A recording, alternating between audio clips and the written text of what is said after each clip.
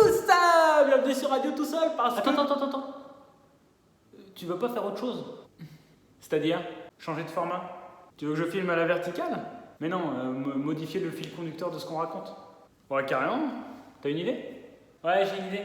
On pourrait raconter ce qui s'est passé aujourd'hui, mais dans le passé. Oh là, j'ai rien compris. Mais on est le 22 avril 2020. Que nous raconte cette date à travers l'histoire? Ok. Toi, tu deviens curieux, toi, c'est bien. Ouais, enfin, je me fais chier surtout. 22 avril 1073. Grégoire VII et la réforme grégorienne. Qu'est-ce que tu fais là? Je prends une voix comme dans les images d'archives. Ah ouais, c'est pas la peine, hein. Et ton info grégorienne, on s'en tape. On va plutôt parler du 22 avril 1500 et la découverte du Brésil par les Portugais à cause d'une erreur de navigation. Et ils voulaient aller où au départ? Ils pensaient contourner l'Afrique pour atteindre les Indes. Ah ouais, bien contourné du coup. Ouais, c'est pas faux. Mais les Portugais ont été bien accueillis par les autochtones.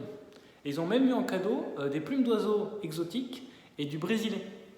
C'est un bois connu au Portugal sous le nom de... Pau Brasil. Ah ouais. Du coup, c'est pour ça qu'ils parlent portugais, les Brésiliens.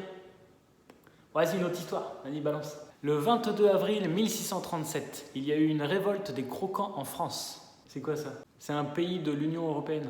Mais non, mais pas la France, les crocs machins. Les croquants, c'est un surnom méprisant donné aux paysans. En l'occurrence de l'Angoumois et du Périgord, qui étaient excédés de l'introduction d'une taxe sur le vin et l'augmentation des autres charges.